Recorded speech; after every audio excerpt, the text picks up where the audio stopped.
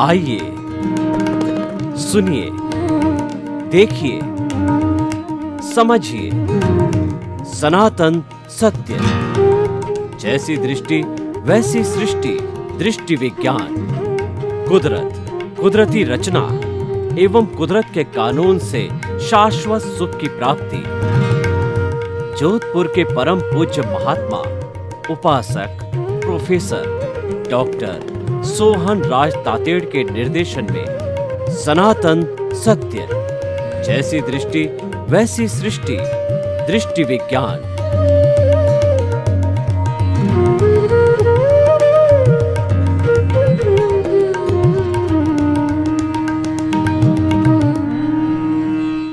भाइयों और बहनों, मातृशक्ति को नमन।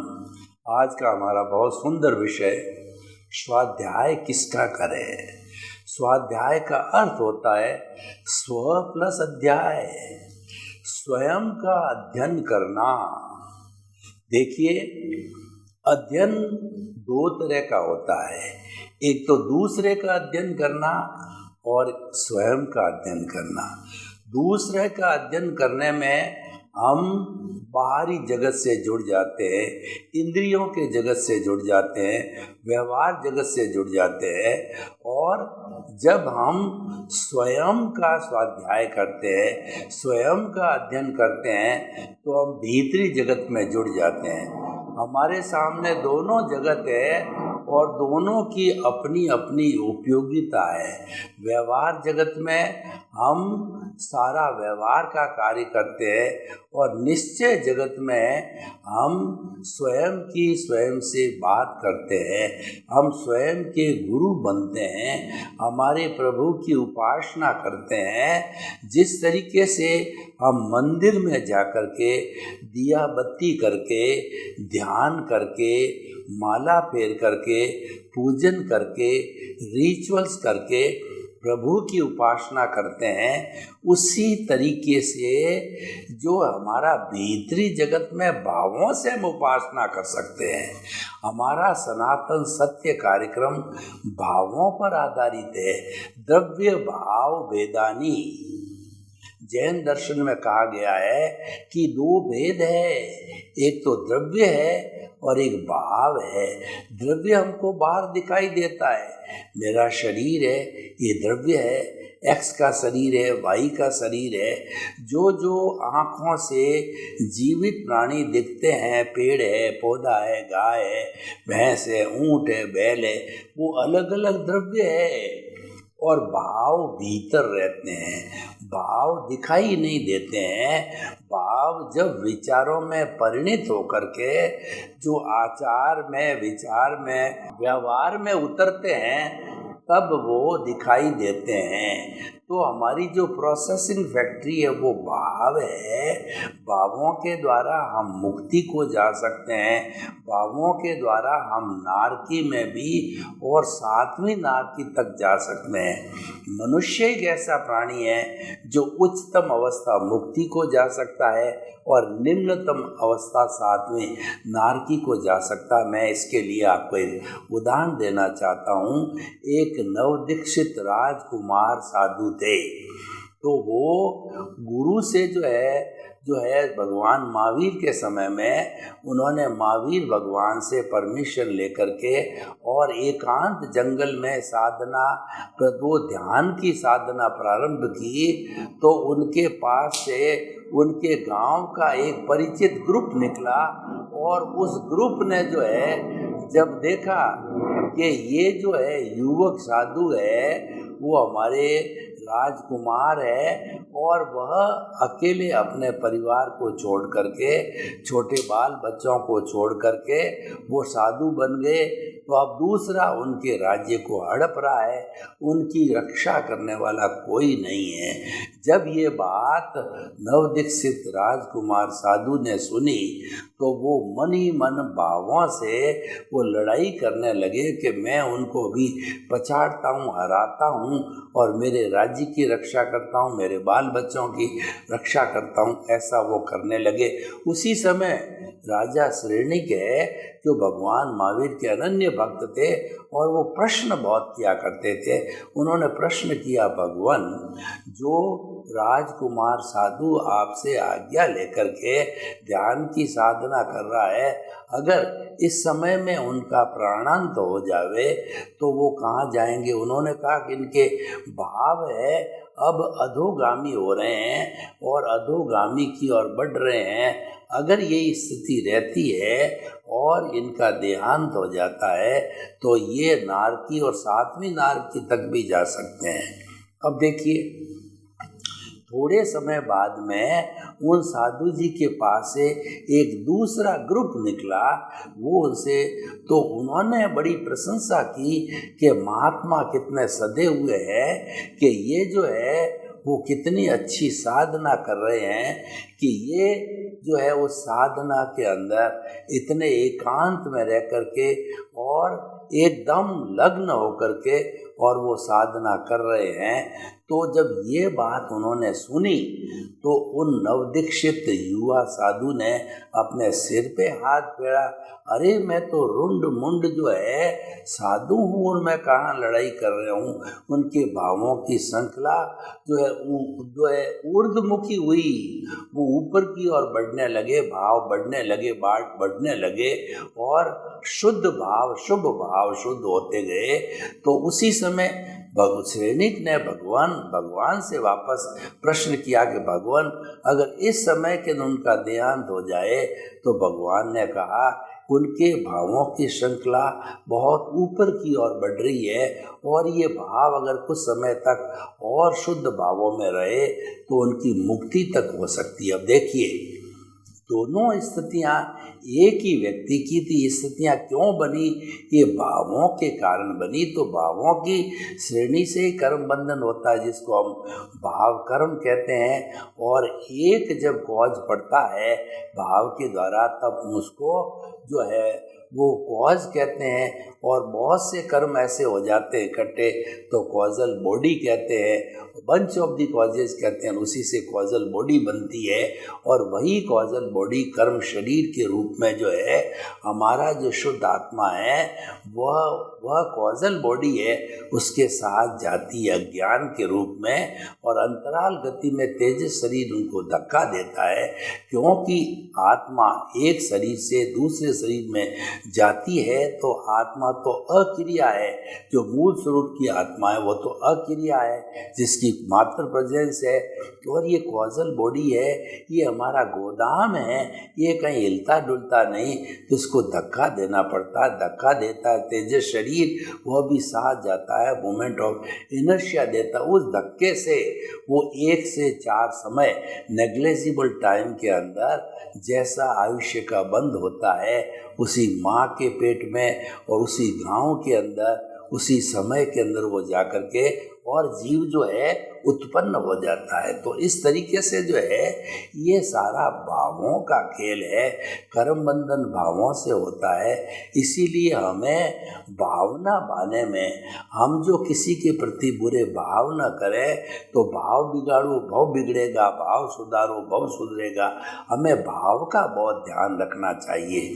तो जो आज का हमारा विषय है कि स्वाध्याय किसका करें, हमने बाहरी जगत की बात की, अभी हमारा भीतरी जगत का क्रम चल रहा है।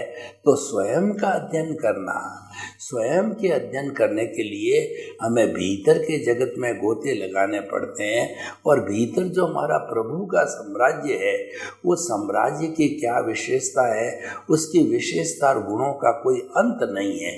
क्योंकि ये जो प्रभु है हमारा, वो अनंत ज्ञान, अनंत दर्शन, अनंत शक्ति और अनंत सुख का धाम है। अब आप स्वयं समझ लीजिए कि अनंत को जानने, अनंत का अध्ययन करने, अनंत की उपासना करने में कितना समय लगेगा, आप खुद ही कैलकुलेट करिए। मैं आपको उदाहरण देना चाहता हूँ कि चातुर्मास जब लगता है तो बहुत से कथावाचक जो है एक विषय पर 4 महीने कथा करते हैं। रामायण की कथा, महाभारत की कथा, पुराणों की कथा, और जो है वो नैनी बाई को मायरो वगैरह रामदेव जी कथा, जिसके अंदर 4 महीने पूरे लगा देते हैं, कथा पूरी नहीं होती है। तो बताइए कि जब जो है वो अकेले जो है एक धार्मिक ग्रंथ के लिए इतना समय लगा देते हैं, तो भीतर जो प्रभु है वो तो अनंत ज्ञान, अनंत सुख, अनंत दर्शन और अनंत शक्ति का धाम है। इसका अर्थ क्या हुआ? इसका अर्थ यह, उसकी भजना करने में आपको कई जन्म लगाने पड़ेंगे। इसीलिए कहा गया हरि अनंत, हरि कथा अनंत। ये जो हरि है ये भीतर बैठा है, ये हमारी चेतना है, ये हमारा शुद्ध आत्म तत्व है। तो उसका अध्ययन करना, उसका अध्ययन करने से हमको कैसे अध्ययन करना, क्यों अध्ययन करना और उनका अध्ययन करने से क्या प्राप्ति होती है, 3 विषयों पर हम गहराई से जो है चिंतन करें। पहले तो ये है कि हमारी चेतना का अध्ययन करना, क्योंकि हम अगर बाहरी जगत का अध्ययन करना चाहेंगे, मैं आपको तुलना करके बता देता हूँ दोनों जगत की, कि बाहरी जगत है हमारा मन वचन काया का जगत है और हमारा संसार का जगत है। उस जगत के अंदर हम किसी को सेवा देते हैं, किसी से सेवा लेते हैं, किसी का हिसाब चुकाते हैं और कोई हमारा हिसाब चुकाता है। सारा लेन देन बाहरी जगत के अंदर करते हैं और ये तो अवस्था है। हमारा जो ये सनातन सत्य कार्यक्रम है, ये कुदरती स्नान कुदरत के सिद्धांत पर आधारित है। हम तो कुदरत को समर्पित हैं। हमारा मालिक, हमारा ईश्वर, हमारा प्रभु है और कुदरती है। और आप बताइए, क्या कोई कुदरत के ऊपर है क्या? कुदरत तो सुप्रीमो है। कुदरत तो सारे प्राणियों की क्रिएटर, ऑपरेटर और डिस्ट्रॉयर है। और समस्त प्राणी जो है वो इसी कोख में जन्म लेते हैं, पलते हैं, पोसते हैं, बड़े होते हैं और मन वचन काया कि अपने अपने कर्मों के अधीन जो है सारा भुगतान करते हैं। और उसके अंदर हमारी जो कुदरत का बहुत बड़ा रोल होता है। कुदरत मीन्स जो वातावरण जिसके हम इर्द गिर्द रहते हैं, ये सृष्टि, ये प्रकृति व्यक्तिगत भी होती है और जो सबके काम आती है वह भी प्रकृति है। तो जब हम उस प्रकृति के साथ जुड़े हुए रहते हैं, उसी का ही सारा जो है मैनेजमेंट है, तो वह तो अपने हिसाब से करती है और उसका रूल है। वो तो परफेक्टली रूल से इधर उधर कोई पक्षपात नहीं करती है। प्रकृति तो बड़ी साफ कहती है कि मेरा कानून यह है कि आपका उपादान क्या है, आपकी जन्म पत्री क्या है। वो जन्म पत्री मुझे मालूम है कि आपने जो पिछले जन्म में, जो आज के हमारे अध्ययन की बात है, भाव जगत जैसा भाव डाल के, चार्जिंग करके, कॉजेज डाल के, लाइव ईगो के साथ में, लाइव प्रतिष्ठा के साथ में, अज्ञान सहित जो है आपने चार्ज डाले थे, तो उसकी पूरी जो एक कॉजल बॉडी बन गई थी, पूरी एक फिल्म बन गई थी। और वह फिल्म बन करके इस जन्म के अंदर जब आपकी आत्मा वापस आई, आत्मा तो वही है, शरीर बदला है, हर बार शरीर बदलता है, आत्मा तो जन्म जन्मांतर से एक ही चल रही है, उसके अंदर कोई परिवर्तन नहीं आता है और वह एक सी ही रहती है। तो जब आत्मा इसके साथ के अंदर जुड़ जाती है, तो उसके साथ में जो है ये सारा हमारा भावों का खेल भी जुड़ जाता है। तो हम बात कर रहे थे बाह्य जगत की, कि बाह्य जगत में तो अवस्थाएं हैं। हमारा जो है सनातन सत्य कार्यक्रम बताता है कि मन वचन काया तथा उससे जुड़ी हर अवस्था, हम पूरे जीवन भर, जितना भी आपका 100 साल का जीवन है, उसके अंदर हम एक भी अवस्था को नहीं छोड़ रहे हैं। अवस्था मात्र कुदरती रचना है और वह अवस्था होने के कारण विनाशी है और वह संयोग और वियोग के अधीन जुड़ी हुई है। और यही प्रकृति की ड्यूटी है कि संयोग और वियोग को जुटाना, और वह जुटा देती है। और इस तरीके से जो है हमारा सारा वो भुगतान हो गया, समाप्त हो गया। तो वहाँ तो लेन देन है, वहाँ जड़ का जड़ से लेन देन है, तो वहाँ चेतना का कोई रोल नहीं है और वो ऑटो मोड से चलती है और हम कहते हैं पुरुषार्थ करते हैं। देखिए पुरुषार्थ तो है ही है, क्योंकि पुरुषार्थ कोई भी हर कर्म पुरुषार्थ कहलाता है। पर पुरुषार्थ दो तरह का होता है। एक पुरुषार्थ तो भुगतान से जुड़ा हुआ होता है, जिसको हम रिलेटिव पुरुषार्थ कहते हैं। वो मन वचन काया की अवस्थाएं कहलाती है। और दूसरा जो रियल पुरुषार्थ जिसकी हम अभी बात कर रहे हैं स्वाध्याय की, स्वाध्याय एक रियल पुरुषार्थ है। क्योंकि हम स्वाध्याय क्यों करते हैं कि हमें इसको मुक्त करना है। हमारी आत्मा के साथ में जो कर्म शरीर जुड़ा हुआ है और जो सारा ऑटो मोड से चल रहा है, इसको शुद्ध करके और जो है हम सिद्ध बुद्ध और मुक्त बनना है। ये अपने काम से चल रहा है, लेकिन अब हम क्या करें? अगर ये अपने हिसाब से चल रहा है तो आप तो चुपचाप बैठ नहीं सकते, क्योंकि जीवन भर व्यक्ति कर्म करता रहता है।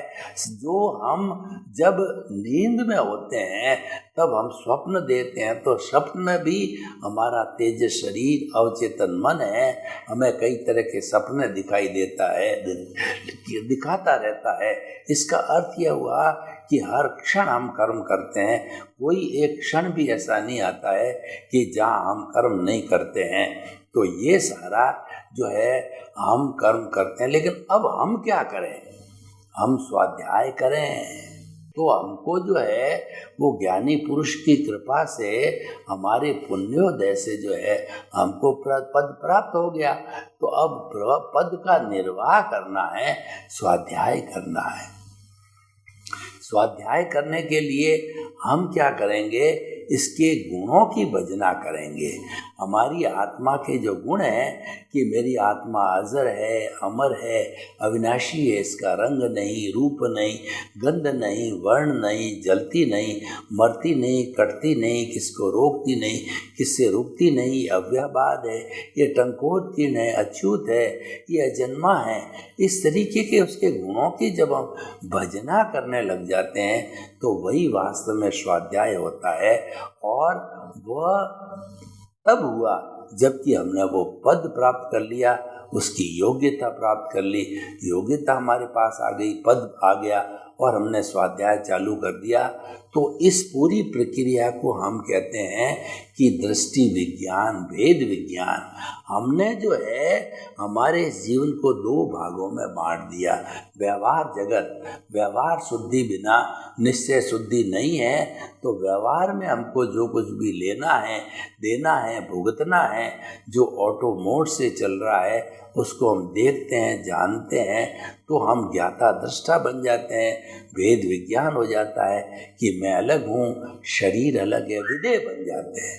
वेद विज्ञान का अर्थ होता विदेह। हम विदेह की साधना प्रारंभ कर देते हैं कि मैं अलग हूँ, आत्मा अलग है और ये तो अपना काम कर रहा है, ये तो पीछे से लेके आया है, तो इसका भुगतान है, तो भुगतान में बिजी है, तो ये भुगतान चलता रहेगा, चलने दो, इसको रोका नहीं जा सकता है, इसको कोई बदल नहीं सकता है, तो ये तो अपने रफ्तार से चलेगा। तो हमारा जो है स्वाध्याय का मुख्य बिंदु क्या हो गया कि हमें जो कुछ चल रहा है उसको मात्र जानना, देखना है, उसके साथ तन्मयाकार नहीं होना है, उसके साथ जुड़ना नहीं है और हमारी दृष्टि को बदलना है। जो दृष्टि हमारी पहले उसके साथ तन्मयाकार थी, अब आत्मपद पाने के बाद में दृष्टि बदल गई तो हमारी सृष्टि भी बदल गई। वह दृष्टि ऊर्ध्वमुखी हो गई, यानी हमने अब कुंडलिनी जागरण कर दिया। हमारा जो अधोगामी पार्ट था वो समाप्त हो गया, ऊर्ध्वगामी पार्ट चालू हो गया है और ऊर्ध्वगामी पार्ट चालू होने के बाद में हम स्वाध्याय करने लग जाते हैं। खुद का स्वाध्याय, खुद का अध्ययन है, ये बहुत इंटरेस्टिंग है। इसमें हमको भीतर जगत में गोते लगाने होते हैं और इसका सबसे बड़ा माध्यम है वो मेडिटेशन है। जब हम मेडिटेशन के अंदर जाते हैं और कई तरह की हम अनुप्रेक्षा करते हैं, कई तरह की अनुप्रेक्षा करने से जो है हमारा ऑटो सजेशन होता है। स्वयं को स्वयं से पहचानना, स्वयं को स्वयं से जो है वो निर्देश देना, ऑटो सजेशन देना, ये सारा स्वाध्याय कहलाता है। तो इसीलिए जो है हमें स्वाध्याय खुद का करते रहना चाहिए। और खुद का स्वाध्याय हम क्यों करें? देखिए, जब आपने स्वाध्याय करना चालू किया, आप ज्ञाता दृष्टा बने, आपने दृष्टि विज्ञान को अपना लिया, आपने भेद विज्ञान कर दिया और आपने कर्ता पद पर पद को छोड़ दिया, अकर्ता हो गए और आप स्वाध्याय के साथ में चिंतन करने लगे कि इस दुनिया का हर जीवित प्राणी है वो निमित्त है, निर्दोष है, अकर्ता है और शुद्ध आत्मा है। जब ऐसा चिंतन आप करने लगे तो ये सुपर स्वाध्याय है, ये अच्छा स्वाध्याय है। और जब ये स्वाध्याय होने लगता है तो उसका फलित क्या होता है? देखिए, जब कोई भी हम क्रिया करते हैं तो उसका रिजल्ट जरूर मिलता है, परिणाम मिलता है। पेपर देते हो तो पेपर के अंदर आपको रिजल्ट मिलेगा, परसेंटेज मिलेगी। इसीलिए जो है ये हमको परिणाम क्या मिलता है कि हमारी जो कॉजल बॉडी, जन्म जन्मांतर की कॉजल बॉडी क्रिएटेड है और जन्म जन्मांतर के अंदर हमने कर्ता पद छोड़ा नहीं था, हम आत्म पद पर बैठे नहीं थे। तो जो ही बैठे और जो ही स्वाध्याय चालू किया, त्यों ही ये सारी कॉजल बॉडी है वो धुलने लगती है। कैसे धुलती है?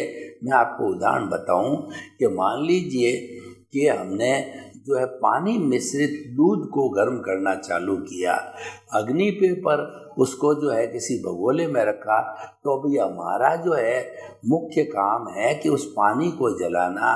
तो उस पानी के जो बुलबुले, जो उसका स्थान है, उसके बुलबुले ऊपर की ओर उठते हैं। जो हवा उसके बीच में थी तो उठ कर के बुलबुले ऊपर की ओर जाते हैं और वह पानी जलने लग जाता है। तो आपके उस दूध के अंदर टर्बुलेंस पैदा होती है। ये टर्बुलेंस जैसे कि बुलबुले उठते हैं, ठीक उसी तरीके से जब हम स्वाध्याय चालू करते हैं तो हमारे कर्म, शरीर के कर्म बंधन जो है, कर्म है, वो शिथिल पड़ते हैं और धीरे धीरे शिथिल करके वो झड़ने लग जाते हैं। इसी का नाम निर्जरा है। भगवान ने मुख्य धर्म दो बताए, एक तो संवर है और ये निर्जरा है। ये सारा जो संवर और निर्जरा का मुख्य संबंध है हमारे भाव जगत से है, हमारे स्वाध्याय जगत से, यानी हमारे बाहरी जगत का जो संचालन करने वाला है तो उसकी सारी प्लानिंग जो है भीतरी जगत में होती है, वो स्वाध्याय के जगत में होती है। भीतरी चिंतन करते हैं, भावों का चिंतन करते हैं, जैसे जैसे कॉजेज बढ़ते हैं उसी के अनुरूप जो है सारा अगला संसार होता है। तो भाई और बहनों, हम आपको ये बताना चाहते हैं कि जो है वो हमें स्वाध्याय माइंडेड होना चाहिए। हमें जो है खुद का खुद से वार्तालाप होना चाहिए। खुद का खुद से वार्तालाप कब होगा? जब हम भीतर जाना प्रारंभ करेंगे। तो अब भीतर जाने का मैं आपको ये प्रयोग कराता हूँ। आंखें कोमलता से बंद, रीढ़ की हड्डी एंटीना की तरह सीधी, और आप उस आसन में आराम से बैठ जावें जिस आसन में 10-15 मिनट आप बैठ सकते हैं। और जो है वो दोनों हाथों की हथेलियों को ध्यान मुद्रा में कर लीजिए। अब जो है हम स्वाध्याय प्रारंभ करते हैं, उसके पहले हम थोड़ा अपने शरीर को रिलैक्स करते हैं, श्वास को रिलैक्स करते हैं।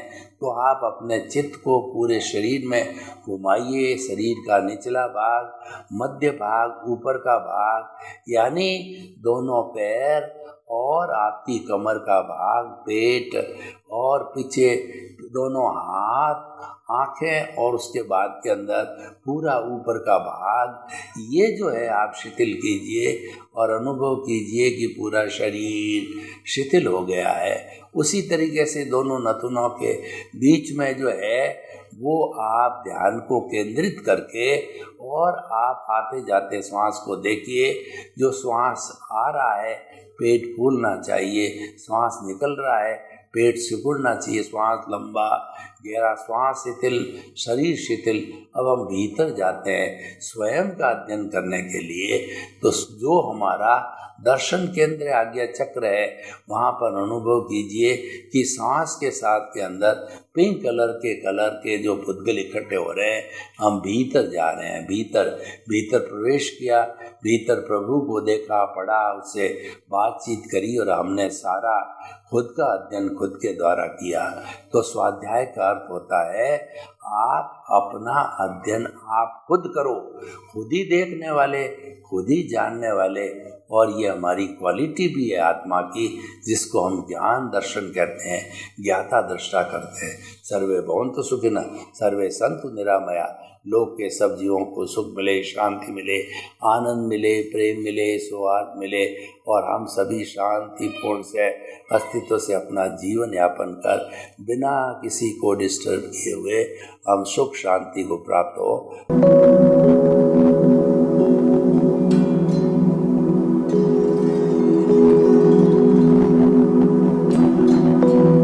एक ऐसा अंतर्राष्ट्रीय ख्याति प्राप्त मानव जो गुरु प्रेरणा से पिछले 20 वर्षों से वानप्रस्थ जीवन जीते हुए 24 घंटे मानवता की सेवा में संलग्न है। एक ऐसा मानव जो अभी राष्ट्रीय, अंतर्राष्ट्रीय टीवी चैनलों पर 7,500 एपिसोड के माध्यम से सनातन सत्य, आत्मविज्ञान एवं पुनरुत्थान, व्यवहार एवं निश्चय जगत के जीवनोपयोगी विषयों पर हृदय स्पर्शी प्रवचन कर चुका है। उस मानव का नाम है महात्मा उपासक प्रोफेसर डॉक्टर सोहन राज तातेड़।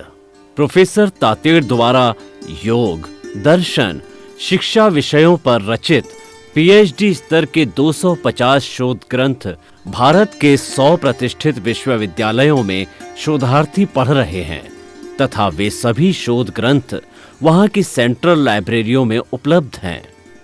महात्मा सोहन राज ने अभी तक हजारों स्कूलों, कॉलेजों, विश्वविद्यालयों एवं संस्थाओं में सेमिनार, वर्कशॉप, कैंप लगाकर लाखों विद्यार्थियों को योग, दर्शन, शिक्षा का प्रशिक्षण देकर उन्हें सुसंस्कारित किया। डॉक्टर तातेड़ ने भारतीय संस्कृति उत्थान के 4000 से अधिक समसामयिक विषयों पर आर्टिकल लिखकर ऑनलाइन जर्नल, पत्रिकाओं, वेबसाइट्स पर प्रकाशित किया, जिसका उपयोग लाखों पाठक कर रहे हैं। उपासक तातेड़ के 5000 से अधिक आज का सुविचार, आज का शुभ संदेश, आज का मंगल भावना योग आदि चिंतन websites, Twitter, blogger, Facebook, YouTube माध्यमों से लाखों लोग अपना जीवन निर्माण कर रहे हैं। मानवता के मसीहा ऐसे महामानव महात्मा सोहन राज तातेड़ के प्रोफाइल को अभी तक विश्व के 20 लाख दर्शक यूट्यूब पर, 12 लाख गूगल पर एवं लाखों दर्शक फेसबुक, ब्लॉगर, ट्विटर और इंस्टाग्राम पर देख चुके हैं।